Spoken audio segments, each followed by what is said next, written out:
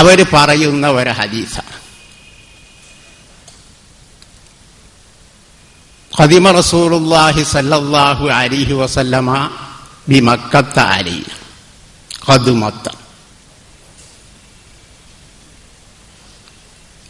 ലഹു അർബഉ വദായിർ. ഇതാണ് ഹദീസ്.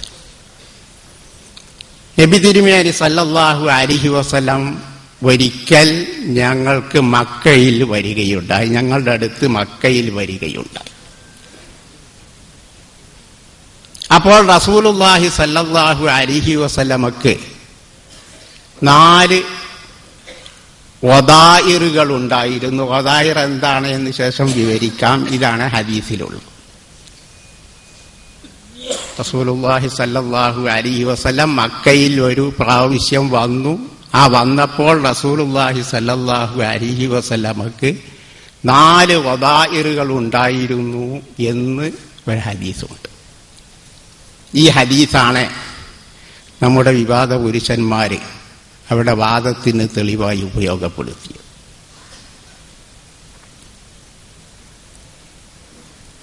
ഈ വന്നത് എന്നായിരുന്നു മഹാന്മാരായ മുഹദ്ദിസുകളും പണ്ഡിതന്മാരും പറയുന്നു. റസൂലുള്ളാഹി സ്വല്ലല്ലാഹു അലൈഹി വസല്ലമയുടെ മക്ക വിജയ ദിവസത്തിലാണ്. കാരണം മക്കയിലെ റസൂലുള്ള വന്നത് 4 പ്രാവശ്യമാണ്. ഉമ്മുഹാനി താമസിച്ചിരുന്നത് മക്കയിലാണ്. റസൂലുള്ള മക്കയിൽ 4 പ്രാവശ്യമാണ് വന്നത് എന്ന് മുഹദ്ദിസുകളായ പണ്ഡിതന്മാർ രേഖപ്പെടുത്തും. അതിലൊന്ന് ഉംറത്തുൽ ഖളാഇന്റെ സമയം, രണ്ടാമത് മക്ക വിജയ ദിവസം, മൂന്നാമത് ഉംറത്തുൽ ജിഅ്റാനയിൽ, 4മത് ഹജ്ജത്തുൽ വദാഇ. ഇതില് മക്ക വിജയ ദിവസമാണ് റസൂലുള്ളാഹി സ്വല്ലല്ലാഹു അലൈഹി വസല്ലം മക്കയിൽ വന്നതും ഉമ്മുഹാനി റളിയല്ലാഹു അൻഹായുടെ വീട്ടിൽ വെച്ച് കുളിക്കുകയും അവിടെ വെച്ച് 8 റക്അത്ത് ദുഹ നമസ്കരിക്കുകയും എല്ലാം ചെയ്തു എന്ന് സഹീഹായ ഹദീസുകളിലെല്ലാം കാണാം. അപ്പൊ മക്കയിൽ വെച്ച് മക്ക ഫത്ഹിന്റെ ദിവസമാണ് ഇവർ വന്നത്. ഇവിടെ ഈ ഹദീസിനെ പറ്റി സിറാജ് ദിനപത്രത്തിൽ എഴുതിയ ചില വരികൾ.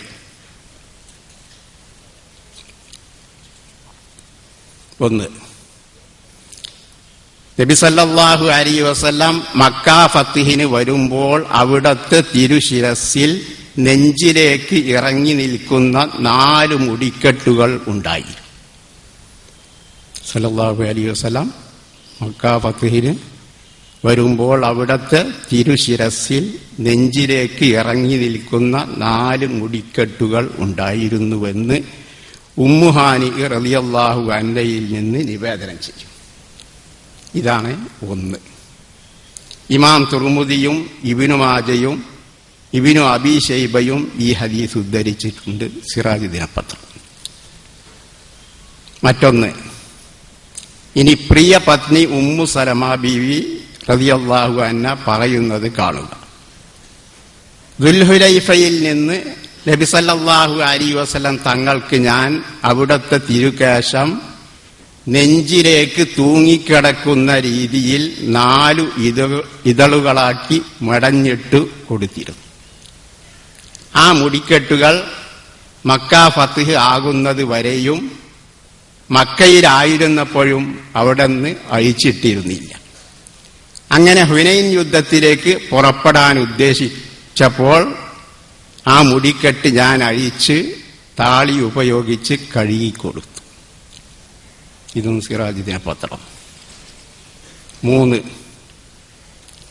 ഇത് സംബന്ധിച്ച് ഹദീസുകൾ ഏകീകരിച്ചുകൊണ്ട് നബി സല്ലല്ലാഹു അലൈഹി വസല്ലമയുടെ തിരുകേശം പിരടി വരെ മാത്രമായിരുന്നില്ലെന്നും അത് തോളിനും താഴെ നെഞ്ചിലേക്ക് നന്നായി നീണ്ടു കിടന്നിരുന്നെന്നും കാര്യമായി ശ്രദ്ധിക്കാൻ കഴിയാത്ത സമയത്ത് അത് ബ്രാക്കറ്റിൽ യാത്ര പോലെ അത് മെളഞ്ഞിടാറുണ്ടായിരുന്നെന്നും ഇമാം ഇബ്നുൽ ഹജർ അൽ അസ്കലാനി നിരീക്ഷിക്കുന്നു. സിറാജ് ദിനപത്രം. 4, ഹജ്ജിലോ ഉംറയിലോ അല്ലാതെ റസൂലുള്ളാഹി സല്ലല്ലാഹു അലൈഹി വസല്ലം മുടി മുറിക്കുകയോ കളയുകയോ ചെയ്യാറില്ലായിരുന്നുവെന്ന് സാദുൽ മആദ്, സിറാജ് ദിനപത്രം. അതേപോലെ ഹുദൈബിയയിൽ നീക്കം ചെയ്ത തിരുകേശങ്ങൾക്ക് ചുരുങ്ങിയത് 6 വർഷത്തെ വളർച്ചയെങ്കിലും കാണും. രണ്ടാമത്തേത് നീക്കം ചെയ്തതിന് 1 വർഷത്തെ, ഹജ്ജത്തുൽ വദായിലേതിന് 3 വർഷത്തെയും ദൈർഘ്യമുണ്ടാകും. ആകെ 4 തവണ മുടി നീക്കിയെന്ന് ഇബ്നുൽ ഖയ്യിം രേഖപ്പെടുത്തുന്നുണ്ട്. 6 വർഷം ഒരാൾ മുടി നീക്കാതിരുന്നാൽ അതിനെത്ര നീളം കാണും? ഇതാണ്. അപ്പോൾ ഈ നീളമുള്ള മുടി റസൂലുള്ളാഹിക്ക് ഉണ്ടായിരുന്നു എന്ന് സ്ഥാപിക്കാൻ വേണ്ടിയാണ് ഇതൊക്കെ പറഞ്ഞത്. പ്രത്യക്ഷത്തിൽ തോന്നും ഇതൊക്കെ ശരിയാണ്. പക്ഷേ ഇവരെഴുതിയ ഈ കിതാബ് പരിശോധിച്ചാലും ഹദീസ് പരിശോധിച്ചാലും ഇങ്ങനെ നീളമുള്ള മുടി റസൂലുള്ളാഹിക്കുണ്ട് എന്ന് തെളിയിക്കാൻ കഴിയുകയില്ല.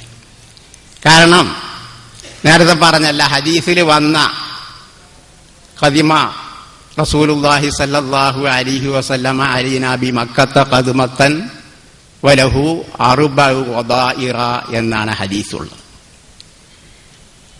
റസൂലുള്ള മക്കയിൽ വന്നപ്പോൾ റസൂലുള്ളാഹിക്ക് 4 വദാഇറുകളുണ്ട് എന്ന് പറഞ്ഞു. വദാഇർ എന്ന പദത്തിന്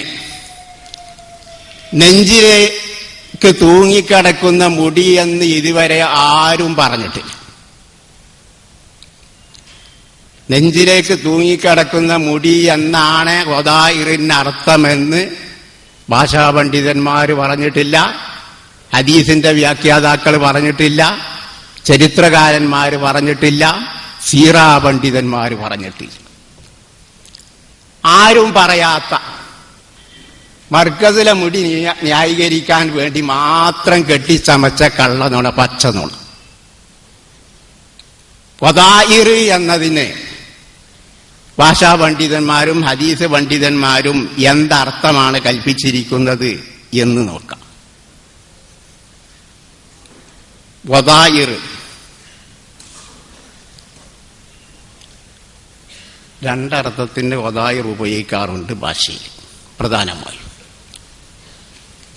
ഒന്ന്,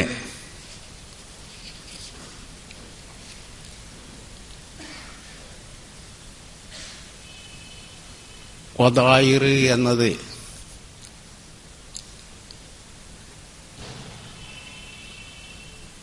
അതിന്റെ പര്യായ പദങ്ങളായി ഇമാം അസ്ഹരി പറഞ്ഞതായി ശറഹുൽ മുഹദ്ദബിൽ രേഖപ്പെടുത്തുന്നു.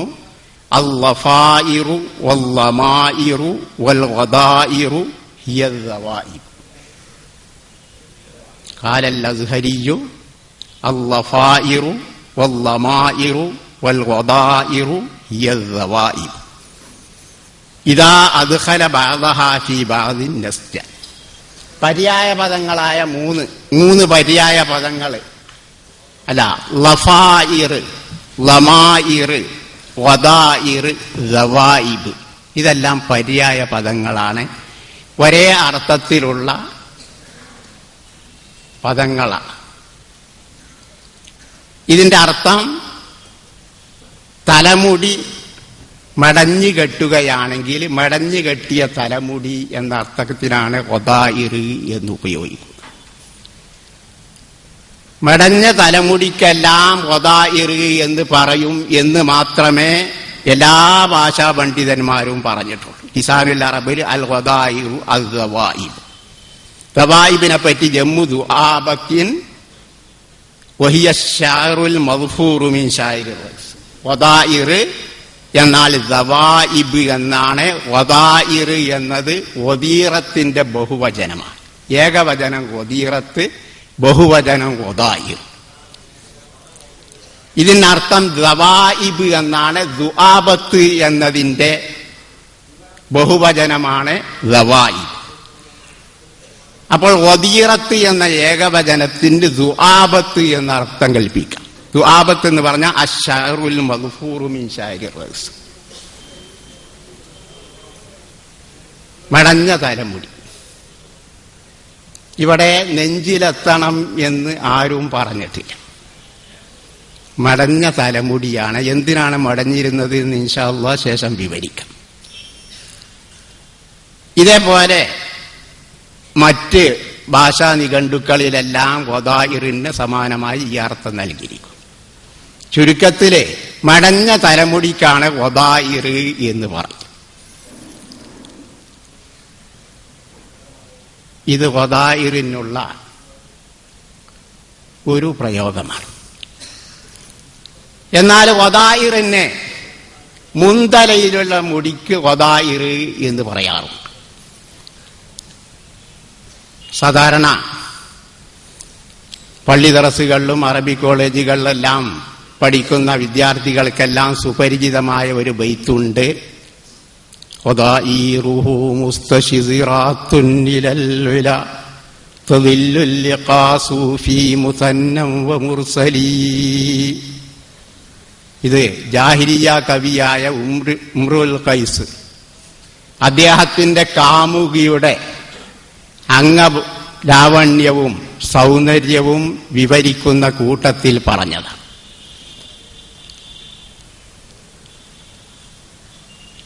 തസുദ്ദു വതുബ്ദി അൻ നസീലിൻ വതത്തഖി ബിനാദിറത്തിൻ മിൻ വഹ്ശി വജ്റത മുത്ഫിലി. വെളുത്ത് മിനുത്ത കവിൾത്തടം, കാട്ടുപശുക്കളുടെ കണ്ണുകളെ പോലുള്ള സുന്ദരമായ കണ്ണ്,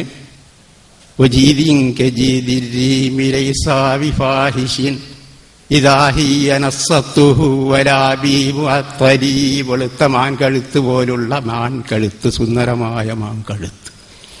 ഇതൊക്കെ വിവരിച്ചതിന്റെ ശേഷം തന്റെ കാമുകിയുടെ കാർകൂന്തൽ, കറുകറുത്ത മുടി, അതിന്റെ ആധിക്യവും സൗന്ദര്യവും വിവരിച്ചുകൊണ്ട് അദ്ദേഹം പാടി.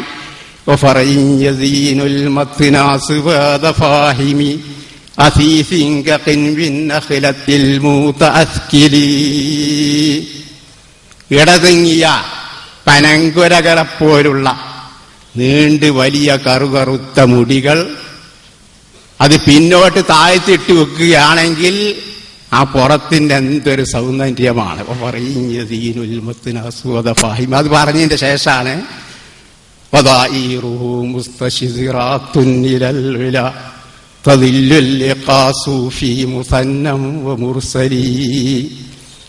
തന്റെ കാമുകിയുടെ തലമുടികൾ വളരെ സമൃദ്ധമാണ്, ധാരാളമുണ്ട് എന്ന് വിവരിക്കാൻ വേണ്ടി അദ്ദേഹം പറയുന്നു. ആ വർണ്ണന തലമുടിയെ മുമ്പാകത്തുള്ള തലമുടി മേലോട്ട് കെട്ടപ്പെട്ടതാണ്. അവിടെ വദാഇർ എന്ന പദം ഉപയോഗിച്ചു. തദില്ലുൽ ലിഖാസു ഫീ മുസന്നം വ മുർസൽ. പിന്നീട് തലമുടി മുടിക്കെട്ടുകളുണ്ട്, മടഞ്ഞ മുടികളുണ്ട്, മടയാതെ പിന്നോട്ട് താഴ്ത്തിയിട്ട മുടികളുമുണ്ട്. ഇതിൽ കെട്ടിവെച്ച മുടിയുടെ മേലെയാണ് മടഞ്ഞ മുടിയും മടയാത്ത മുടിയും പിന്നോട്ട് താഴ്ത്തിയിടുന്നത്. അത് പുറത്തിന് വളരെ സൗന്ദര്യമാണെന്ന് വിവരിച്ച കൂട്ടത്തിൽ അവിടെ വദാഇർ എന്ന് പറഞ്ഞു. അപ്പൊ ഈ വദാഇർ മുന്തലയുടെ മുടികളാണ്. ഉദ്ദേശം ഇതാണ്, തന്റെ കാമുകിയുടെ മുടി ഒരുപാടുണ്ട്. ചിലതെല്ലാം മേലേക്ക് കെട്ടിവെച്ചിരിക്കുന്നു, ചിലത് മടഞ്ഞു വെച്ചിരിക്കുന്നു, ചിലത് മടയാതെ വെച്ചിരിക്കുന്നു. ഇത്രത്തോളം മുടികളുണ്ട് എന്ന് വിവരിക്കാൻ വേണ്ടി ഈ പദ്യം ഉംറുൽ ഖൈസ് പറഞ്ഞു. ഇവിടെ വദാഇർ എന്ന് പറഞ്ഞാൽ മുന്തലയിലുള്ള മുന്നിലുള്ള മുടിയാണ്. ഇത് പെണ്ണുങ്ങളുടെ സ്വഭാവമാണ്. പെണ്ണുങ്ങൾക്കാണ് ഈ വദാഇർ. ഈ വദാഇർ റസൂലുള്ളാഹി സ്വല്ലല്ലാഹു അലൈഹി വസല്ലമക്ക് ഉണ്ടാവാൻ പാടില്ല. അപ്പോൾ ഹദീസിൽ റസൂലുള്ളാഹി സ്വല്ലല്ലാഹു അലൈഹി വസല്ലമ ഉംറുൽ ഖൈസ് തന്റെ കാമുകിക്ക് പറഞ്ഞ വദാഇർ ഒരിക്കലും ആവാൻ നിവൃത്തിയില്ല എന്ന് മനസ്സിലായി. വദായിറുഹു മുസ്തശിറാത്ത് എന്ന് പറഞ്ഞ പെണ്ണുങ്ങളെ പറ്റിയാണല്ലോ പറഞ്ഞത്. അതിന്റെ പേരിലാണ് പല പണ്ഡിതന്മാര്, ഭാഷാ പണ്ഡിതന്മാര് അൽ വദായിറു ലിന്നിസായി എന്ന് പറഞ്ഞു. വദായിർ എന്ന് സാധാരണ പദം ഉപയോഗിക്കൽ പെണ്ണുങ്ങളുടെ. അപ്പോൾ ഈ അർത്ഥത്തിന് റസൂലുള്ളാഹി സ്വല്ലല്ലാഹു അലൈഹി വസല്ലമ മക്കയിൽ വന്നപ്പോൾ പെണ്ണുങ്ങളെ മുടി പോലുള്ള വദായിർ റസൂലുള്ളാഹിക്കുണ്ട് എന്ന അർത്ഥം ആരും കൽപ്പിക്കുകയില്ല. കാരണം റസൂലുള്ളാഹി സ്വല്ലല്ലാഹു അലൈഹി വസല്ലമ ലഅനല്ലാഹുൽ മുതശബ്ബിഹീന മിനർ റിജാലി ബിന്നിസാ വൽ മുതശബ്ബിഹാത്തി മിനൻ നിസാഇ ബിർരിജാൽ എന്ന് പറഞ്ഞിരിക്കും. സ്ത്രീവേഷം ചമഞ്ഞ് നടക്കുന്ന പുരുഷന്മാരെയും പുരുഷവേഷം ചമഞ്ഞ് നടക്കുന്ന സ്ത്രീകളെയും റസൂലുള്ളാഹി സ്വല്ലല്ലാഹു അലൈഹി വസല്ലം ശപിച്ചിരിക്കുന്നു. അപ്പൊ ഒരിക്കലും ഈ ശപിക്കപ്പെട്ട രൂപം ഒരിക്കലും റസൂലുള്ളാഹിക്ക് ഉണ്ടാവുകയില്ല എന്ന് ബുദ്ധിയുള്ള ആളുകൾ ആരും പറയില്ല. ഹദീസിനെ പറ്റി പരിചയമുള്ള ആരും അതും പറയില്ല. അപ്പോൾ നെഞ്ചിലേക്ക് തൂങ്ങിക്കിടക്കുന്ന മുടി എന്ന് വദായിറിന് ഒരു ഭാഷാ പണ്ഡിതനും പറഞ്ഞിട്ടില്ല. പിന്നെ എവിടുന്നാണ് ഇത് കിട്ടി? അർത്ഥത്തിലുള്ള വദായിർ ഏതായാലും ഉണ്ടാവുകയില്ല. പിന്നെ ഞാൻ ചുരുക്കി പറയാണ്, കുറഞ്ഞ സമയമുള്ളൂ, ആ സമയത്തിലുള്ള എല്ലാം കൂടി പറഞ്ഞു ഒതുക്കാൻ വേണ്ടിയാണ് പറയുന്നത്. മറ്റൊന്ന്, വദീറത്താനി എന്ന് ഭാഷാഗ്രന്ഥങ്ങളിൽ ലിസാനുൽ അറബ്, താജുൽ അറൂസ് മുതലായ ഭാഷാ നിഘണ്ടുക്കളിൽ വദീറത്താനിക്ക് അർത്ഥം പറഞ്ഞതായി കാണാം. വദീറത്താൻ, വദീറത്താനി എന്നാൽ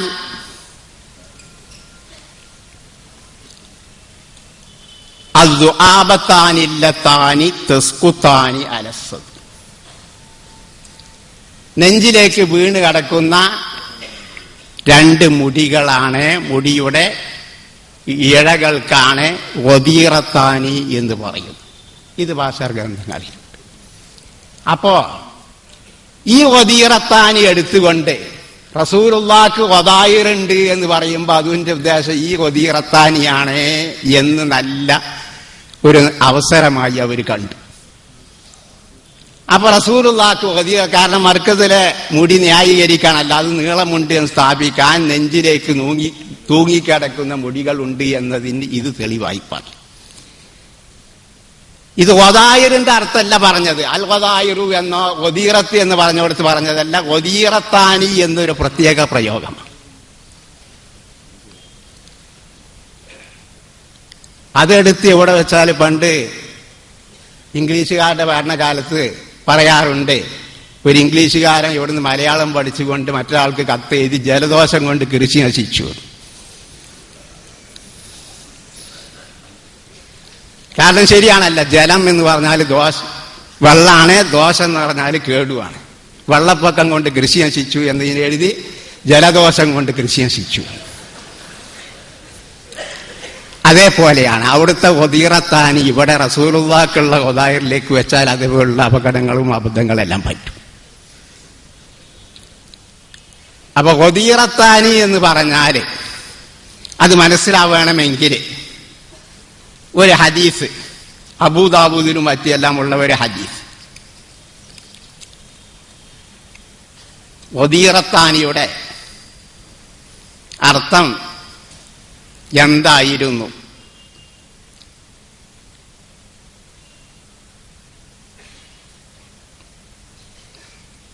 മഹാനായ ഹജ്ജാജ് ഇബ്നു ഹസ്സാൻ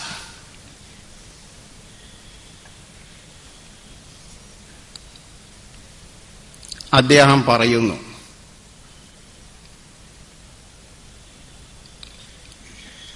ഞാൻ അദ്ദേഹത്തിൻ്റെ സഹോദരിയായ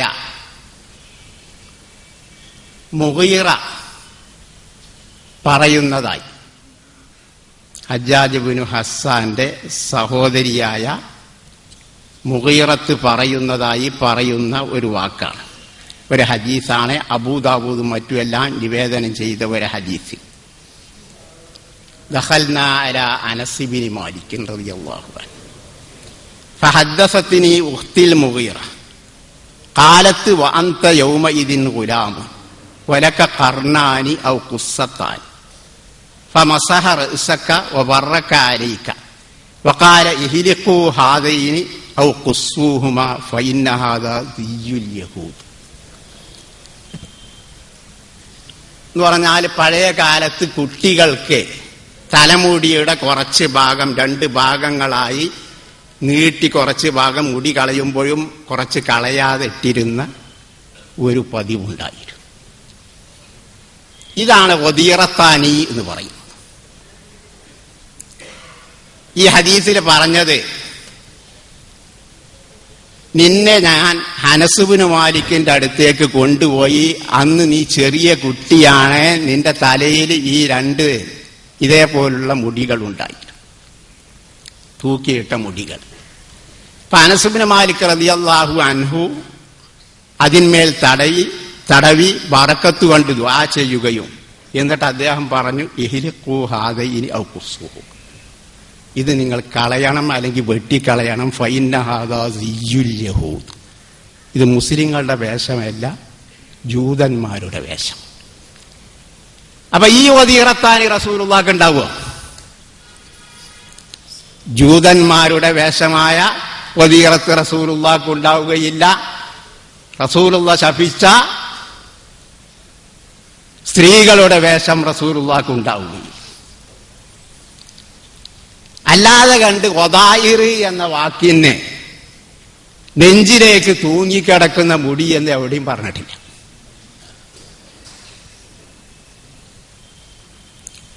എന്നിട്ട് ഇത് വഴിയായി നേരത്തെ പറഞ്ഞ ഒരുപാട് കള്ളങ്ങൾ ഇതിന്റെ അടിസ്ഥാനത്തിൽ പറയുകയുണ്ടായി. അതിൽപ്പെട്ടതാണ് നേരത്തെ പറഞ്ഞല്ല, ആദ്യത്തിൽ നബി സല്ലല്ലാഹു അലൈഹി വസല്ലം മക്ക ഫത്ഹിന് വരുമ്പോൾ അവിടുത്തെ തിരുശിരസിൽ നെഞ്ചിലേക്ക് ഇറങ്ങി നിൽക്കുന്ന 4 മുടിക്കെട്ടുകൾ ഉണ്ടായി. നെഞ്ചിലേക്ക് ഇറങ്ങിക്കിടക്കുന്ന മുടിക്കെട്ടുകൾ എന്ന ഹദീസിൽ എവിടെയെങ്കിലും ഉണ്ടാ? ഒദായിർ എന്ന പദമാണുള്ളത്. ഒദായിറിന് നെഞ്ചിലേക്ക് ഇറങ്ങിക്കിടക്കുന്ന മുടിക്കെട്ടുകൾ എന്നില്ല. അവന് ഈ പദം എന്തിനു ചേർത്തു? മർക്കസിലെ മുടി ന്യായീകരിക്കാൻ. അത് നീളമുള്ള മുടിയാണ്, അപ്പൊ അത് റസൂലുള്ളാഹിക്ക് ഉണ്ടായിരുന്നു എന്ന് പറയാൻ വേണ്ടി അവിടെ ചേർത്ത് കൊടുത്തു നെഞ്ചിലേക്ക് ഇറങ്ങിക്കിടക്കുന്ന 4 മുടിക്കെട്ടുകൾ. രണ്ടാമത്, ദുൽഹുലൈഫയിൽ നിന്ന് നബി സല്ലല്ലാഹു അലൈഹി വസല്ലം തങ്ങൾക്ക് ഞാൻ അവിടത്തെ തിരുകേശം നെഞ്ചിലേക്ക് തൂങ്ങിക്കിടക്കുന്ന രീതിയിൽ 4 ഇതളുകളാക്കി മടഞ്ഞിട്ട് കൊടുത്തിരുന്നു എന്ന് പറഞ്ഞു. അവിടെയും നെഞ്ചിലേക്ക് തൂങ്ങിക്കിടക്കുന്ന രീതിയിൽ എന്ന് ഇത് ഇമാം വാഖിദി പറഞ്ഞതായി നിവേദനം ചെയ്യുകയാണ്. ഇമാം വാഖിദി അങ്ങനെ പറഞ്ഞിട്ടുണ്ടോ എന്ന് നമുക്ക് പരിശോധിക്കാം, കിതാബ് എടുത്തുകൊണ്ട് പരിശോധിക്കാം. ഇമാം വാഖിദിയുടെ ഇബാറത്ത് വായിക്കാം.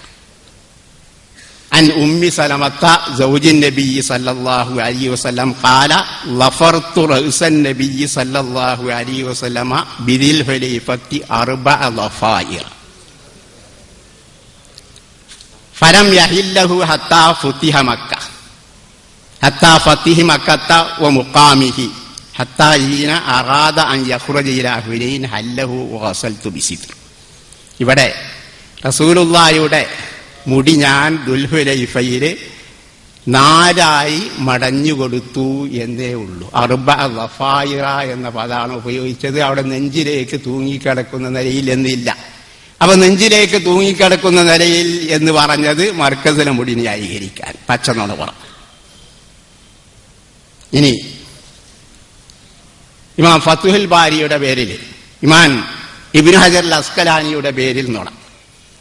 അവിടെയും ഇതേപോലെ തന്നെ ഇത് സംബന്ധിച്ച് ഹദീസുകൾ ഏകീകരിച്ചുകൊണ്ട് നബി സല്ലല്ലാഹു അലൈഹി വസല്ലമയുടെ തിരുകേശം പിരടി വരെ മാത്രമായിരുന്നില്ലെന്നും അത് തോളിനും താഴെ നെഞ്ചിലേക്ക് നന്നായി നീണ്ടുകിടന്നിരുന്നെന്നും കാര്യമായി ശ്രദ്ധിക്കാൻ കഴിയാത്ത സമയത്ത് യാത്ര പോലെ അത്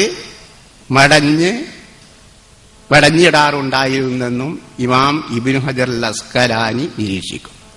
ഇവിടെ ഇബ്നു ഹജർ അസ്കലാനി അങ്ങനെ പറഞ്ഞിട്ടുണ്ടോ എന്ന് നോക്കാം. നേരത്തെ പറഞ്ഞ ഹദീസ് പറഞ്ഞതിന്റെ ശേഷം പറഞ്ഞത് ഇതാണ്, ഫഹാസിലുൽ ഖബരി അന്ന ഷഅറഹു ത്വാല ഹത്താ സാറ ദവാഇബ ഫളഫറഹു അർബഅ അഖായിസ് വഹാദാ മഹ്മൂലുൻ അലൽ ഹാലില്ലത്തി യബ്ഉദു അഹദുഹു ബിതഅഹുദി ശഅരിഹി ഫീഹാ വഹിയ ഹാലത്തു ശുഗ്ലി ബിസ്സഫരി വനഹി. ഇതാ പറഞ്ഞത്. റസൂലുള്ളാഹി സ്വല്ലല്ലാഹു അലൈഹി വസല്ലമയുടെ മുടി നീണ്ട് അതിനെ നാല് ഇതളുകളായിക്കൊണ്ട് മടഞ്ഞിട്ടു എന്ന് പറഞ്ഞ് ഇമാം അസ്കലാനി പറഞ്ഞത് അത് യാത്രാവേളയിൽ മുടി വേണ്ടത്ര മുറിക്കാനോ ചീകാനോ കഴിയാത്ത ഒരവസരത്തിലായിരുന്നു. അപ്പോൾ മുടി വേണ്ടത്ര ചീകി വെക്കാൻ കഴിയാത്ത അവസരത്തിൽ സാധാരണ അവർ ചെയ്യാറുള്ള പതിവുകൾ മൂന്ന് രൂപമാണ് അവർ സ്വീകരിച്ചിരുന്നത്. ഹജ്ജ് വേളയിലോ യാത്രാവേളയിലെ തലമുടി വേണ്ടത്ര സംരക്ഷിക്കാൻ കഴിയാത്ത അവസ്ഥയുണ്ടാകുമല്ല. മൻകാന ലഹു ശഅറുൻ ഫൽയുക്രിംഹു ഹദീസിൽ വന്നു. തലമുടി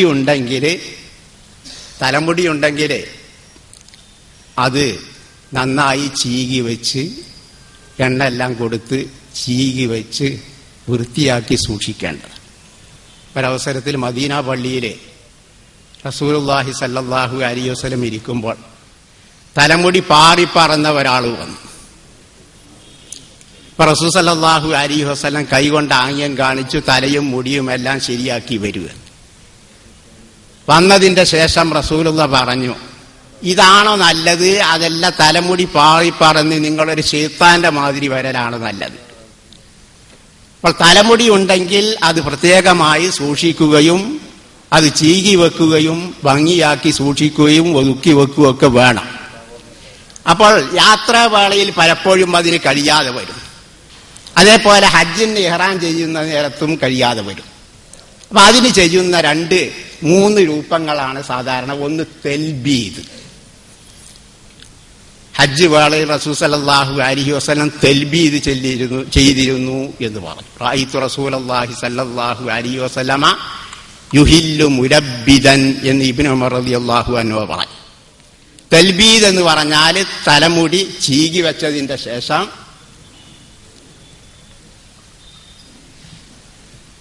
തലമുടിയിൽ വല്ല മെഴുകോ അല്ലെങ്കിൽ പശയോ മറ്റോ വെച്ചിട്ട് ഒട്ടിച്ചു വെക്കും. എന്നാ തലമുടി പാറിപ്പറക്കാതെ കണ്ട് സൂക്ഷിക്കാൻ കഴിയും. ഇതൊരു രൂപം. മറ്റൊന്ന് തലമുടി മടഞ്ഞ് വെക്കുക. എന്നാലും തലമുടി പാറിപ്പറക്കാതെ കുറെ ദിവസം സുരക്ഷിതമായി നിൽക്കും. മറ്റൊന്ന് തലമുടി കെട്ടിവെക്കുക. ഈ 3 രൂപങ്ങളാണ് അവർ സ്വീകരിച്ചിരുന്നത്. വൽ ജമ്മു ബൈന ഹാദിഹി റിവായാത്തി അന്ന മായയില്ലുദിന ഹുവല്ലദീ യബ്ലുഗു ശഹ്മത്ത ഉദുനൈ വമാ ഖൽഫഹു ഹുവല്ലദീ യദ്രിബു ബങ്കിബ. ഇത് ഒരു ജമ്മാണ് എന്ന് പറഞ്ഞാല് ചെവിയുടെ ഭാഗത്തുള്ള മുടി ചെവിക്കുന്നി വരെ എത്തും, അതിന്റെ പിന്നിലുള്ളത് ചുമര് വരെ എത്തും. ഇതാണ് ഒരു ജമ്മ്. ഇതിനർത്ഥം ഒരാളുടെ മുടി എപ്പോഴും ഈ ഒരു പരിധിയിലെത്തുകയാണെങ്കിൽ മുടി എന്നുള്ളത് ഓരോ ദിവസവും വളർന്നുകൊണ്ടിരിക്കുന്ന ഒന്നാണെന്ന് തലമുടിയുള്ള എല്ലാവർക്കും അറിയാവുന്ന ഒരു കാര്യമല്ലേ. അപ്പൊ എന്നും റസൂൽ സല്ലല്ലാഹു അലൈഹി വസല്ലമയുടെ മുടി ഈ പരിധിയിലായി നിൽക്കണമെങ്കിൽ അത് വെട്ടാതെ കഴിയോ? ചെവിയുടെ തൊട്ടുള്ള മുടി എന്നും ഒരേ വലുപ്പത്തിൽ നിൽക്കണം എന്ന് പറയുമ്പോൾ അത് തലമുടി വെട്ടാതെ കണ്ട് എന്നും അതേപോലെ നിർത്താൻ കഴിയുന്ന ബുദ്ധിയുള്ളവരാരും പറയില്ല. അതിന്റെ പിന്നിലുള്ള മുടി ചുമര് വരെ എന്ന് പറഞ്ഞാൽ അതേ ഒരു പരിധിയിലെത്തണമെങ്കിൽ അതെന്നും വെട്ടിക്കൊണ്ടിരിക്കണം, എപ്പോഴും ഇടയ്ക്കിടയ്ക്ക് വെട്ടി ഒതുക്കിക്കൊണ്ടിരിക്കണം, എന്നാലേ ഒരു പരിധിയിലുണ്ടാവും. അപ്പൊ ഈ ജമ്മ അറിയിക്കുന്നതും റസൂലുള്ള തലമുടി ഇടയ്ക്കിടയ്ക്ക് വെട്ടി ഒതുക്കി വെക്കാറുണ്ട് എന്ന്. രണ്ടാമത്തെ ജമ്മ് വഖീല ബൽ ദാലിക ലിഖ്തിലാഫിൽ ഔഖാത്തി ഫൈദാ ഗഫല അൻ തഖ്സീരിഹാ ബലഗത്തിൽ മൻകിബ വഇദാ ഖസ്സറഹാ കാനത് ഇലാ അൻസാഫിൽ ഉദനി. ഇത് സമയത്തിനനുസരിച്ച് വ്യത്യാസപ്പെടുന്നതാണ്. ശ്രദ്ധിക്കാതിരിക്കുന്ന അവസരത്തിൽ വെട്ടാതെ ശ്രദ്ധിക്കാതിരിക്കുന്ന അവസരത്തിൽ ചുമലിലെത്തും, വെട്ടി ശരിയാക്കുമ്പോൾ ചെവിയുടെ നടുവിലെത്തും. ഇതും അറിയിക്കുന്നത് വ്യക്തമായി അൻ തഖ്സീരിഹ, വെട്ടുന്നതിന് ശ്രദ്ധിക്കാതിരിക്കുക, വെട്ടിക്കൊണ്ടിരിക്കുക. അപ്പൊ ഇതും റസൂലുള്ള തലമുടി വെട്ടാതിരുന്നിരുന്നില്ല എന്നറിയിക്കുന്നു. റസൂലുള്ള വെട്ടിയിരുന്നു എന്നാണ് ഈ ജമ്മു അറിയിക്കുന്നത്. അപ്പോൾ റസൂൽ സല്ലല്ലാഹു അലൈഹി വസല്ലം തലമുടി വെട്ടാറില്ലായിരുന്നു എന്ന് പറയുന്നത് നുണയാണ്. എന്നിട്ട് സാദുൽ മആദിന്റെ ഇബാറത്ത് അവിടെ ഒരു പദം അധികമാക്കി. സാദുൽ മആദിൽ ഇബ്നുൽ ഖയ്യിം പറഞ്ഞു എന്ന് പറഞ്ഞ് സാദുൽ മആദിന്റെ ഒരു ഇബാറത്ത് പറഞ്ഞതായി കാണാം. സാദുൽ മആദിൽ പറഞ്ഞത് ഇതാണ്: റസൂലുള്ളാഹ് തലമുടി 4 പ്രാവശ്യമേ നീക്കിയിട്ടുള്ളൂ എന്നേ പറഞ്ഞുള്ളൂ. റസൂലുള്ളാഹ് തലമുടി വടിക്കാറില്ലായിരുന്നു, വെട്ടാറുമില്ലായിരുന്നു എന്ന് ഇബ്നുൽ ഖയ്യിമിന്റെ പേരിൽ നുണ പറഞ്ഞതാണ്. സാദുൽ മആദിന്റെ ഇബാറത്ത് വകാന ഹദിയുഹു സല്ലല്ലാഹു അലൈഹി വസല്ലമ ഫീ ഹൽഖിർ റഅസി തർക്കഹു കുല്ലഹു ഔ അഖ്ദഹു കുല്ലഹു വലൻ യകും യഹ്ലികു ബഅദഹു വയദഉ ബഅദഹു വലൻ യഹ്ഫദു അൻഹു ഹൽഖുഹു ഇല്ലാ ഫീ നുസ്ക്. ഇവിടെ വലൻ യഹ്ഫദു അൻഹു ഹൽഖുഹു ഇല്ലാ ഫീ നുസ്കിൻ എന്നാ പറഞ്ഞത്. റസൂലുള്ളാഹ് തലമുടി വടിച്ചത്, മുണ്ടനം ചെയ്തത് ഹജ്ജ് ഉംറയിൽ മാത്രമേ അറിയപ്പെട്ടിട്ടുള്ളൂ എന്ന. ഇവിടെ ഇത് പറഞ്ഞിട്ടില്ല, വെട്ടിയിട്ടില്ല എന്ന് പറഞ്ഞിട്ടില്ല. വെട്ടിയിട്ടില്ല എന്ന് നേരത്തെ പറഞ്ഞതിൽ പറഞ്ഞു. ഇതില് നേരത്തെ സിറാജ് ദിനപത്രത്തിൽ എഴുതിയ കൂട്ടത്തിൽ പറഞ്ഞു ഇബ്നുൽ ഖയ്യിമിന്റെ പേരിൽ നുണ പറഞ്ഞു. അപ്പൊ ആരുടെ പേരിലൊക്കെയാണ് നുണ പറഞ്ഞത്? ഇബ്നുൽ ഫത്ഹുൽ ബാരി, ഇബ്നു ഹജർ അസ്ഖലാനിന്റെ പേരിൽ നുണ പറഞ്ഞു, ഇബ്നുൽ ഖയ്യിമിന്റെ പേരിൽ നുണ പറഞ്ഞു, റസൂലുള്ളാഹിന്റെ പേരിൽ നുണ പറഞ്ഞു, ഉമ്മു സലമയുടെ പേരിൽ നുണ പറഞ്ഞു. ഇതൊക്കെ എന്തിനു വേണ്ടി? ഈ ദുർവ്യാഖ്യാനങ്ങളെല്ലാം എന്തിനു വേണ്ടി? ഈ ഒരു മുടി, നീണ്ട മുടി, അത് റസൂലുള്ളാഹിന്റേതാണെന്ന് സ്ഥാപിക്കാൻ വേണ്ടി. ഇതേപോലെ ഇതിൽ അത്ഭുതപ്പെടാനില്ല. ഞാൻ അവസാനിപ്പിക്കുകയാണ്. മർക്കസിലെ മുടി നിഷേധിക്കുകയാണെങ്കിൽ കാഫറാകുമെന്ന് ചില ആളുകൾ ഇപ്പൊ ഈ അടുത്ത് ചില ആളുകളെല്ലാം പറഞ്ഞു. മർക്കസിലെ മുടി അത് റസൂലുള്ളാഹിന്റെ മുടിയല്ലെന്ന് പറയുകയാണെങ്കിൽ കാഫറായി പോകുമെന്ന്. അതിന് പകരം ഞങ്ങൾ നിങ്ങളെ കാഫറാക്കുന്നില്ല. കാരണം റസൂലുള്ളാഹി സ്വല്ലല്ലാഹു അലൈഹി വസല്ലം പഠിപ്പിച്ച് ഒരാൾ തന്റെ സഹോദരനെ പറ്റി കാഫിർ എന്ന് പറയുകയാണെങ്കിൽ രണ്ടാലൊരാൾ കാഫറാണ്. ഇവൻ കാഫറാവാൻ അർഹത ഉണ്ടെങ്കിൽ കാഫറാകും, അല്ലെങ്കിൽ അതിങ്ങോട്ട് മറിച്ചെടുക്കും. റബ്ബർ പന്ത് മതിയാണ് കാഫറാക്കൽ. റബ്ബർ പന്ത് എത്ര ശക്തിയിൽ പതിലേക്ക് എറിയുന്നു അത്ര കണ്ട് തിരിച്ചിങ്ങോട്ട് അടിക്കും. അപ്പൊ അതിന് പകരം ഞങ്ങൾ അങ്ങോട്ട് കാഫറാക്കാനൊന്നും പോകുന്നു, ഞങ്ങൾ അവിടെ റെഡിയായി നിന്നാൽ മതി. എന്നാൽ തന്നെ ആ കുഫർ അവിടെ പോയി പതിച്ചോളൂ. അപ്പോ ഇത് അത്ഭുതപ്പെടാനില്ല. അല്ലാഹു തആല ബഹുമാനപ്പെട്ട റസൂലുള്ളാഹി സ്വല്ലല്ലാഹു അലൈഹി വസല്ലം മുൻകൂട്ടി പ്രവചിച്ച ഒരു കാര്യമാണ്. അല്ലാഹു തആല പരിശുദ്ധ ഖുർആനിൽ പറഞ്ഞല്ല, ഫവൈലുൽ ലില്ലദീന യക്തുബൂനൽ കിതാബ ബിഐദീഹിം സുമ്മ യഖൂലൂന ഹാദാ മിൻ ഇൻദില്ലാഹി ലിയശ്തറൂ ബിഹി സമനൻ ഖലീല ഫവൈലുൽ ലഹും മിമ്മാ കസബത് ഐദീഹിം വവൈലുൽ ലഹും മിമ്മാ യക്സിബൂൻ. സ്വന്തം കൈകൊണ്ട് ബുക്കുകൾ, പുസ്തകങ്ങൾ എഴുതിയുണ്ടാക്കുകയും എന്നിട്ട് ഇത് അള്ളാഹുവിൽ നിന്നുള്ളതാണെന്ന് പറയുകയും ചെയ്യുകയായിരുന്നു ജൂത ക്രിസ്ത്യാനികളുടെ പതിവ്. എന്നിട്ട് അള്ളാഹു അതിനെ ഫവൈലുൽ ലഹും മിമ്മാ കതബത് ഐദീഹിം, അവരുടെ കൈകൾ എഴുതിയതിന് മഹാനാശം, വവൈലുൽ ലഹും മിമ്മാ യക്സിബൂൻ, അവർ സമ്പാദിച്ചതിന് മഹാനാശം എന്ന് ജൂതന്മാരെ പറ്റിയും ക്രിസ്ത്യാനികളെ പറ്റിയും അള്ളാഹു പറഞ്ഞ അതേ അവസ്ഥ എന്റെ സമുദായത്തിനും വരുമെന്ന് ഞാൻ നേരത്തെ ഓതിയ ഹദീസിലൂടെ റസൂൽ സല്ലല്ലാഹു അലൈഹി വസല്ലം പഠിപ്പിക്കുകയുണ്ടായി. യതത്തബിഉന്ന സുനന മൻ ഖബലക്കും ശിബ്റൻ ബിശിബ്രിൻ ദിറാഅൻ ബിദിറാഅൻ. നിങ്ങളുടെ മുൻഗാമികളായ ജൂത ക്രിസ്ത്യാനികളുടെ മാർഗം നിങ്ങൾ ചാണിന് ചാണായും മുഴത്തിന് മുഴമായും അനുകരിച്ചുകൊണ്ടിരിക്കും, പിൻപറ്റിക്കൊണ്ടിരിക്കും.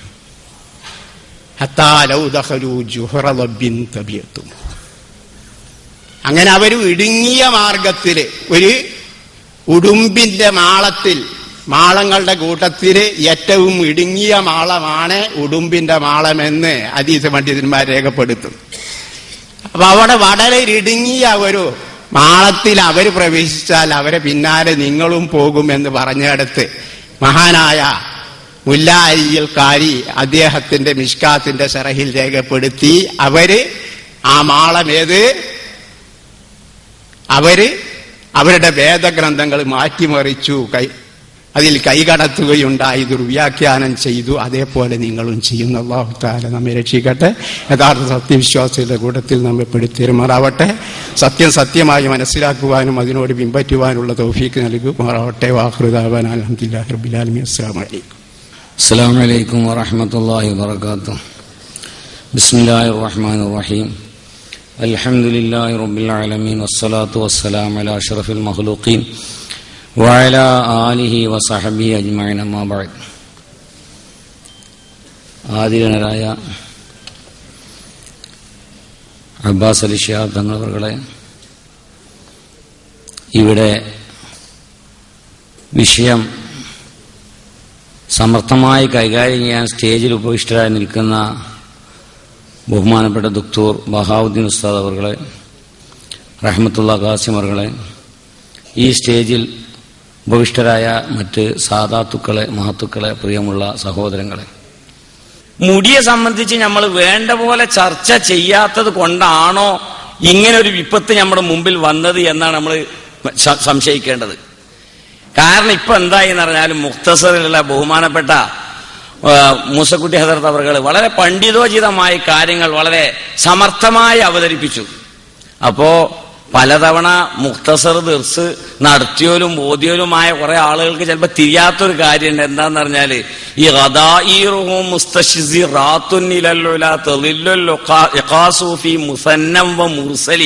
എങ്ങനെയാണ് ഇതിന്റെ കോലെന്ന.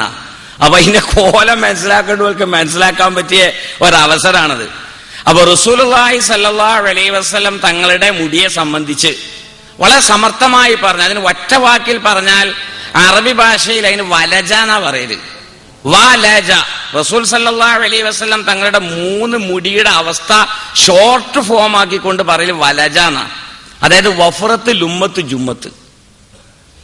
ഈ 3 മുടിയായിരുന്നു റസൂലുള്ളാഹി സ്വല്ലല്ലാഹു അലൈഹി വസല്ലം തങ്ങൾക്കുണ്ടായിരുന്നത്. എങ്ങനെ 3 മുടി ഉണ്ടായാലും അതിന്റെ തത്ബീഖാത്ത് ബഹുമാനപ്പെട്ട ഉസ്താദുകൾ ഇവിടെ നിർവഹിക്കുകയുണ്ടായി. പല അഭിപ്രായങ്ങളുമുണ്ട്. അതിലൊരു അഭിപ്രായം വ്യത്യസ്ത അവസ്ഥ ആയിരുന്നു എന്നുള്ളതാണ്. ഈ വഫറത്ത് എല്ലാവർക്കും പരിചയമുള്ളതാണ്. സാധാരണ തല നിറഞ്ഞു നിൽക്കുന്ന സമൃദ്ധമായ മുടി എന്നാണ്. അതായത് ഇറങ്ങിയിട്ടൊന്നുമില്ല. അങ്ങനെ ഒരു അവസ്ഥ റസൂലുള്ളാഹി സ്വല്ലല്ലാഹു അലൈഹി വസല്ലം ഉണ്ടായിരുന്നു. രണ്ടാമത്തെ അവസ്ഥ ലുമ്മത്തായിരുന്നു. ലുമ്മത്തി എന്ന് പറഞ്ഞാൽ മാ ഹാദ ഷഹ്മത്ത ഉദ്നൈദ, ഇവിടെറ്റുള്ള മുടിയാണ്. ഇതാണ് റസൂലുള്ളാഹി സ്വല്ലല്ലാഹു അലൈഹി വസല്ലം തങ്ങളുടെ രണ്ടാമത്തെ അവസ്ഥ. മൂന്നാമത്തെ അവസ്ഥയാണ് ജുമ്മത്തി എന്ന് പറഞ്ഞാൽ. ജുമ്മത്തി എന്ന് പറഞ്ഞാൽ നേരത്തെ വിശദീകരിച്ചു പോലെ മാ ഹാദ മങ്കിബൈഹി, ചുമലിലേക്ക് ഇറങ്ങിക്കിടക്കുന്ന മുടി. ഈ ചുമലിലേക്ക് ഇറങ്ങിക്കിടക്കുന്ന മുടി തന്നെയാണ് അത് പിരിച്ചു വെച്ചിരുന്നതും. അതല്ലാതെ അതിനു വേണ്ടി ഇറക്കുമതി ചെയ്ത ഒരു മുടിയല്ല. റസൂൽ സല്ലല്ലാഹു അലൈഹി വസല്ലം തങ്ങളുടെ ജുമ്മത്തിന്റെ അവസ്ഥ തന്നെയാണ്. വഫറത്ത്, ലുമ്മത്ത്, ജുമ്മത്ത്. ഈ ജുമ്മത്തിന്റെ അവസ്ഥ വ്യത്യസ്തമാണ്. മുടി സമൃദ്ധമായാൽ പല രൂപത്തിലുമാകും. റസൂലുള്ളാഹി സ്വല്ലല്ലാഹു അലൈഹി വസല്ലം നമ്മളെ പലരെ പോലെ 10-50 വയസ്സായപ്പോ കഷണ്ടി ആയിട്ടില്ല, മുടി കുറെ നരച്ചിട്ടുമില്ല. ആകെ റസൂലുള്ളാഹി സ്വല്ലല്ലാഹു അലൈഹി വസല്ലം തങ്ങളുടെ താടിയിലും മുടിയിലും 17 മുടിയെ നരച്ചിട്ടുള്ളൂ, അല്ലെങ്കിൽ 19 മുടി എന്നൊരു അഭിപ്രായം. അപ്പൊ റസൂലുള്ളാഹി സ്വല്ലല്ലാഹു അലൈഹി വസല്ലം തങ്ങളുടെ എല്ലാ കാര്യങ്ങളും വളരെ വസ്തുനിഷ്ഠമാണ്. റസൂൽ സല്ലല്ലാഹു അലൈഹി വസല്ലം തങ്ങളുടെ ആദരവ് എങ്ങനെ വേണ്ടത് എന്നതൊക്കെ ഒന്ന് ബഹുമാനപ്പെട്ട നിസാമി ഉസ്താദ് അവർകൾ വളരെ വ്യക്തമായി പ്രതിപാദിക്കേണ്ട ഈ ക്ലാസ് അൽഹംദുലില്ലാഹ് ഇതിന്റെ സംഘാടകർ വളരെ അഭിനന്ദനം അർഹിക്കുകയാണ്. ഇനി ഉച്ചന്റെ ശേഷമുള്ള വിഷയം കൂടി ആവുമ്പോഴേക്ക് ഒരാൾക്കും ഈ വിഷയത്തിൽ ഒരു സംശയം ഉണ്ടാവില്ല. അപ്പൊ അതുകൊണ്ട് വേണ്ടത് എന്താണെന്നറിയോ? ഒരു സത്യം മനസ്സിലാക്കിയിട്ട് തൽക്കാലം ഈ വിഷയത്തിൽ നിന്നൊന്ന് പിന്തിരിയാ നല്ലത്. പിന്നെപ്പോ ഇവർക്കിപ്പോഴൊരു വാദം എന്താന്ന് പറഞ്ഞാൽ BJP-ക്കാർക്ക് മുമ്പുണ്ടായിരുന്നൊരു വാദ. അതെന്താന്ന് പറഞ്ഞാല് രാമൻ എവിടെ ജനിച്ചിട്ടുള്ളത് എന്നാ ചർച്ച വന്നു. രാമൻ അയോധ്യയിലാണ് ജനിച്ചത് എന്നാണ് BJP-ക്കാർ വാദിക്കുന്നത്. അപ്പൊ ആരാ പറഞ്ഞു രാമൻ അങ്ങനെ ഒരാളുണ്ടെങ്കിൽ തന്നെ മൂപ്പരുടെ ജനനം മഥുരയിലാണല്ലോ, അയോധ്യയിലല്ലല്ലോ. ഈ ഗണനങ്ങളിൽ നിന്നൊക്കെ കിട്ടിയ തെളിവ് പിന്നെ രാമന്റെ ജനനം മഥുരയിലാണ്. അതായത് ആഗ്രയും കഴിഞ്ഞിട്ടുള്ള സ്ഥലം മഥുര എന്ന് പറഞ്ഞത്. മഥുരയിലാണ്, മധുര അല്ല, മഥുര. മഥുരയിലാണ് എന്നാണല്ലോ. അപ്പൊ BJP-ക്കാര് പറഞ്ഞത് എന്താന്ന് പറഞ്ഞാല് അത് ഞങ്ങളെ വിശ്വാസ, ആ വിശ്വാസം അത് വിശ്വാസത്തിന്റെ പ്രശ്നമാണ്. അവസാനം കോടതിയിലേക്ക് ഇടപെട്ട വിഷയമാണ്.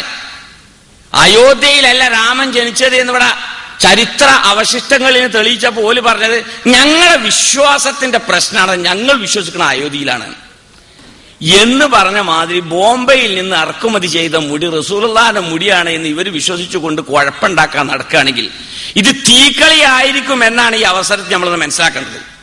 സമുദായത്തിലെ നേതാക്കൾ ഇറങ്ങിക്കൊണ്ട് ഇതിനൊരു രമ്യമായ പരിഹാരം ഇവിടെ വരുന്നില്ല എങ്കിൽ ഇതൊരു വലിയ അപകടമായിരിക്കും. റസൂലുള്ളാഹി സ്വല്ലല്ലാഹു അലൈഹി വസല്ലമയുടെ നിന്ദിക്ക എന്നൊരു വിഷയം ഇവിടെ ചർച്ച ചെയ്യുമ്പോൾ നമ്മളിപ്പോ ചിലപ്പോൾ പറയും ഓ ഏപ്പിക്കാര് എന്നൊക്കെ പറഞ്ഞാൽ റസൂലുള്ളാഹി സ്വല്ലല്ലാഹു അലൈഹി വസല്ലം നിന്ദിക്കണില്ല.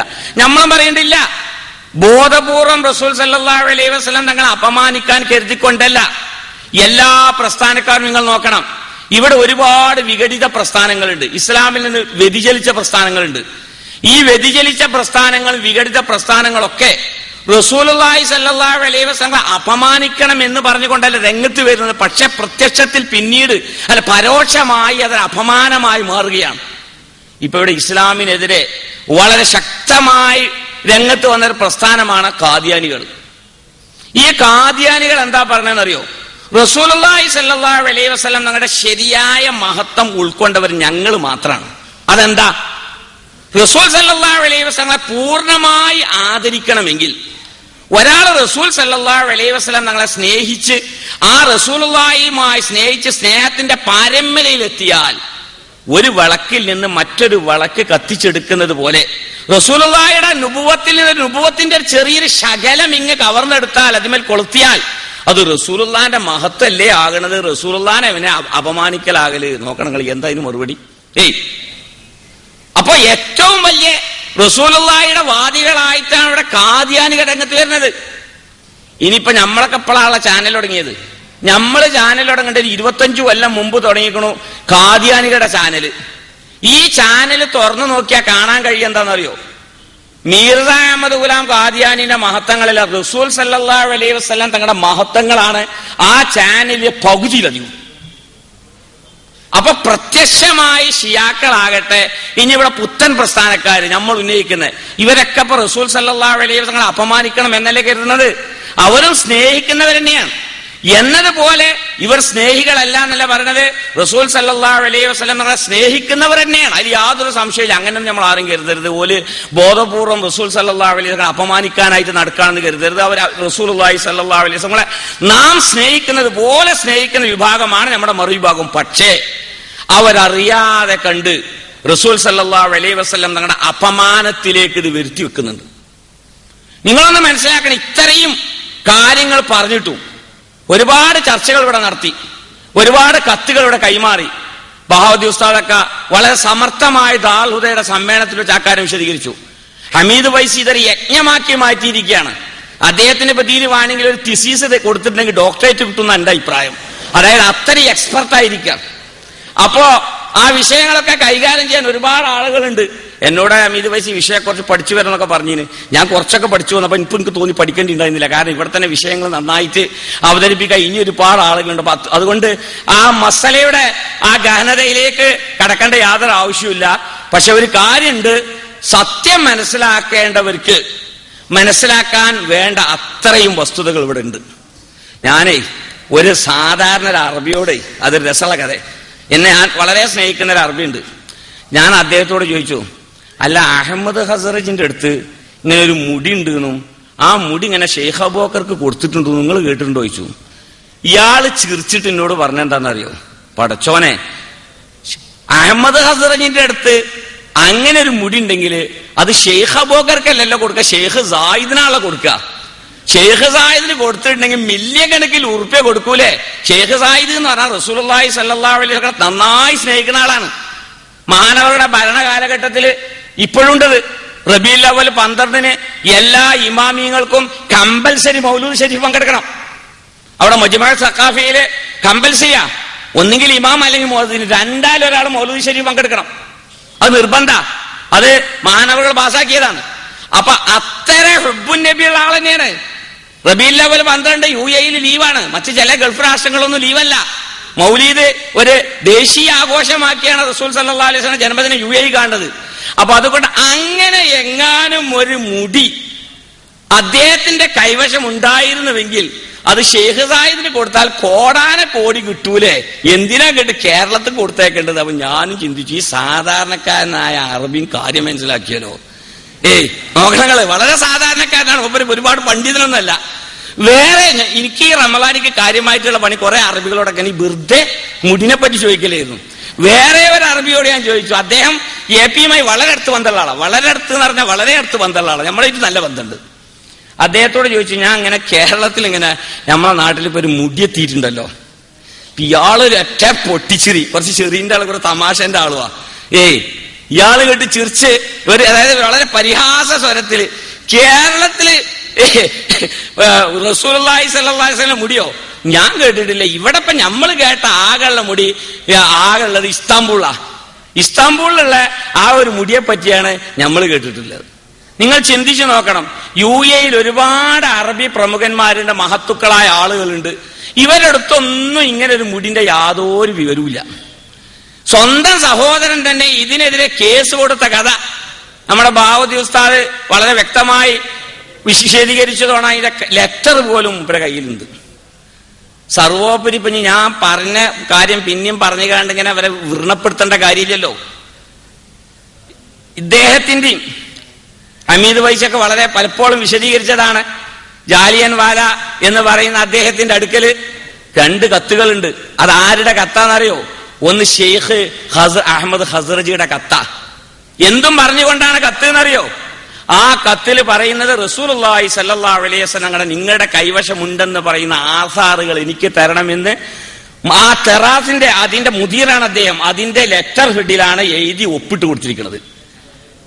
രണ്ടാമത് അതേ ആരിഫ് ബറക്കാത്തിന്റെ അടുത്ത് നിന്നാണ് മുടി കിട്ടിയിരിക്കുന്നത് ആദ്യത്തെ വാദം.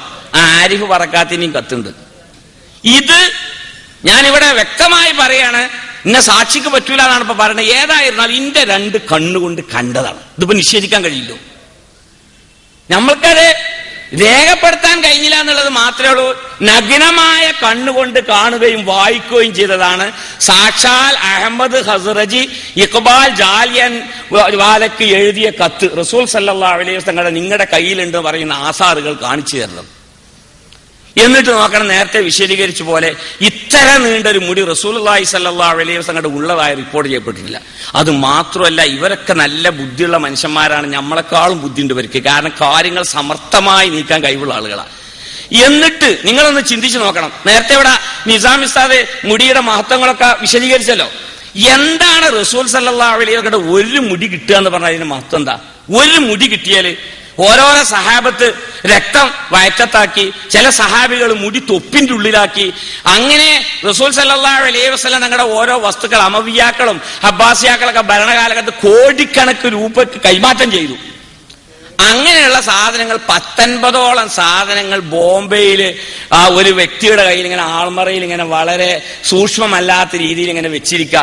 ഭയങ്കര നീളമുള്ള 1/2 മീറ്ററോളം നീളമുള്ള മുടി.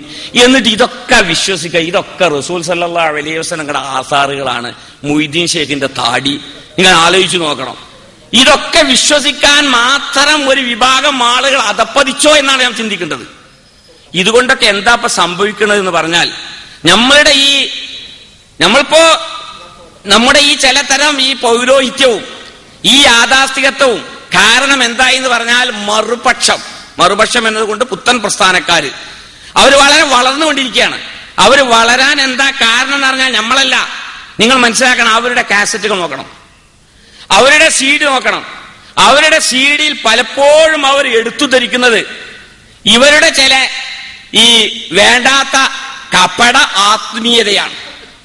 ഇവിടെ ഇന്ന് ജനങ്ങൾ യഥാർത്ഥത്തിൽ വളരെ ഭയപ്പെട്ടുകൊണ്ടിരിക്കുകയാണ്. കാരണം ഒരു വിഭാഗം ആളുകൾ ആത്മീയത തന്നെ ഇല്ല എന്ന് പറഞ്ഞുകൊണ്ട് ബിദഅി അഹ്ലുകാർ ആത്മീയതയെ അവർ പൂർണ്ണമായി നിഷേധിക്കുകയാണ്. വേറൊരു വിഭാഗം ആളുകൾ കപട ആത്മീയതയുടെ പേരിൽ എല്ലാ പച്ചക്കാരനും എല്ലാ നീണ്ട താടിയുള്ളവനൊക്കെ വലിയാണ്, ആരിഫാണ് എന്ന് വിചാരിച്ച് നടക്കുന്നൊരവസ്ഥയിൽ യഥാർത്ഥത്തിൽ എന്താണ് തസവുഫ് എന്നും എന്താണ് ദീന് എന്നും എന്താണ് ഇസ്ലാമിന് അതുമായുള്ള ബന്ധമെന്നും മനസ്സിലാക്കാതിരുന്നാൽ നമ്മുടെ യുവസമൂഹം പലപ്പോഴും പല ഭാഗത്തേക്കും ഒഴുകിപ്പോവും. ആ ഒഴുക്ക് നടന്നുകൊണ്ടിരിക്കുന്നുണ്ട്. എവിടെയാണ് ഏറ്റവും കൂടുതൽ യാഥാസ്ഥികത്വം നടക്കുന്നത് അവിടെയാണ് ഏറ്റവും കൂടുതൽ ഒഴുക്ക്.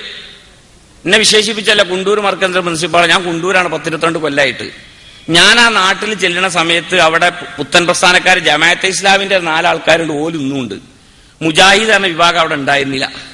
ഇപ്പൊ എന്താ, ഇല്ലാത്ത കറാമത്തുകൾ പെരിച്ചിപ്പിച്ച് കാണിച്ച് പുസ്തകങ്ങൾ അടിച്ചു. നാട്ടിലുള്ള ചെറുപ്പക്കാർ കുട്ടികൾ വായിച്ചു. അവസാനം ഇപ്പൊ എന്തായി എന്ന് പറഞ്ഞാൽ നല്ലൊരു വിഭാഗം മുജാഹിദുകൾ അവിടെ വളർന്നുകൊണ്ടിരിക്കുകയാണ്. ഇതാണ് ഇതിനാൽ സംഭവിക്കാൻ പോകുന്നത്. നമ്മെ സംബന്ധിച്ചിടത്തോളം ആത്മീയത നമ്മൾ ഉയർത്തേണ്ടതുണ്ട്. ആത്മീയത ഇല്ലാതെ ദീനില്ല. ആത്മീയതയാണ് ദീനിന്റെ ഭാഗം.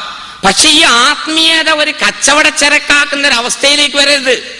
ഇന്നിപ്പോ അതാണ് നടന്നുകൊണ്ടിരിക്കുന്നത്. അതുകൊണ്ട് ജനങ്ങൾക്ക് ആത്മീയതയോട് പുച്ഛം തോന്നും. കാരണം ഇതൊക്കെ തരികിടകളാണ്, ഇതൊക്കെ തട്ടിപ്പാണ്, ഇതൊക്കെ സാമ്പത്തികമായ ലാഭത്തിനും മോഹത്തിനും വേണ്ടിയുള്ളതാണ് എന്ന ചിന്താഗതി വളർന്നു വരും. അപ്പൊ അതുകൊണ്ട് വളരെ അപകടകരമായ ഒരവസ്ഥയിലേക്കാണ് നീങ്ങിക്കൊണ്ടിരിക്കുന്നത്. ലോകത്ത് ഇന്നേ വരെ ഇല്ലാത്ത ഒരവസ്ഥ എന്ന് പറഞ്ഞാൽ, ലോകത്ത് സാമ്പത്തിക ശേഷിയുള്ള ആളുകളുണ്ട്, അതേപോലെ വലിയ പണമുള്ള ആളുകളുണ്ട്. ഓൽക്കൊക്കെ റസൂലുള്ളാഹി സ്വല്ലല്ലാഹു അലൈഹി വസല്ലം തിരുശേഷിപ്പിന് വേണ്ടി ഇങ്ങനെയൊന്നും ഉണ്ടാക്കാൻ തോന്നാതെ ഈ കൊച്ചു കേരളത്തിൽ മാത്രം ഒരു ബഹളമയമാക്കി മാറ്റുക എന്ന് പറഞ്ഞത് യഥാർത്ഥത്തിൽ നമ്മളൊന്ന് ചിന്തിക്കണം. അല്ലെങ്കിലേ ഇവിടെ ശൈഥില്യത്തിന് പല വഴികളും ഉണ്ടായി.